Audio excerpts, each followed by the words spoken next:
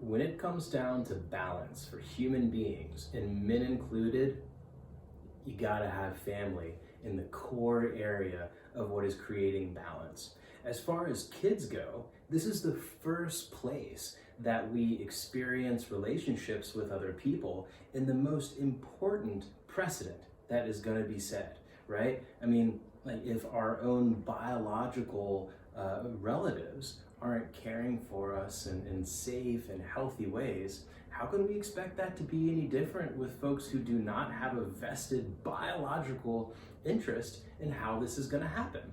Family is so important, and especially for kids.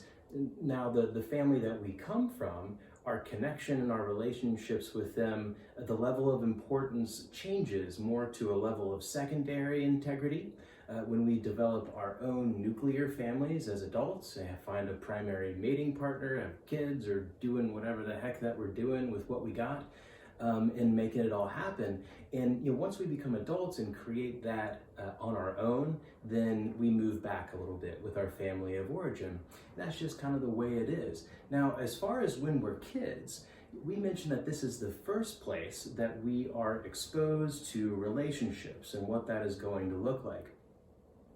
A lot of research has shown that basic needs, as identified by Abraham Maslow and the Maslow hierarchy of needs, with the survival needs being on the bottom, that's not all of it. Social needs and love and belonging needs actually need to be in that foundation as well. And a lot of the data collected from the Russian orphanages after World War II really showed why that is important.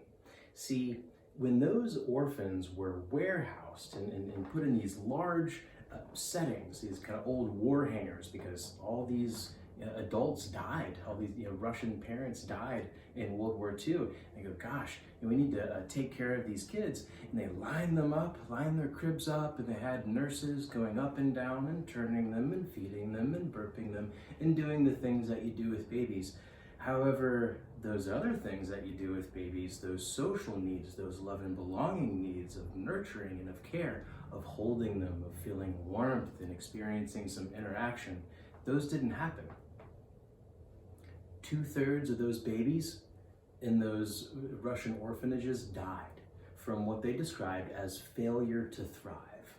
And what we have actually found about the human brain that is really important is that it develops from the back and forward, right? From the back of the brain and forward. So these babies in the Russian orphanage, they had the beginning of the base of the brain called the cerebellum developed.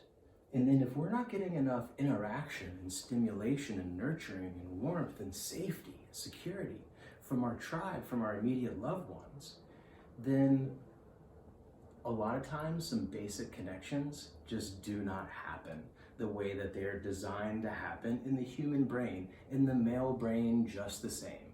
We all have to learn how to live in a tribe and live in a pack. And when we don't get enough attention or exposure or nurturing and love and belonging, even though it's not one of those food, water, shelter ones that Abraham Maslow talked a lot about in survival, that can take us out as well. And that is important for survival in the fundamental physical development of the brain.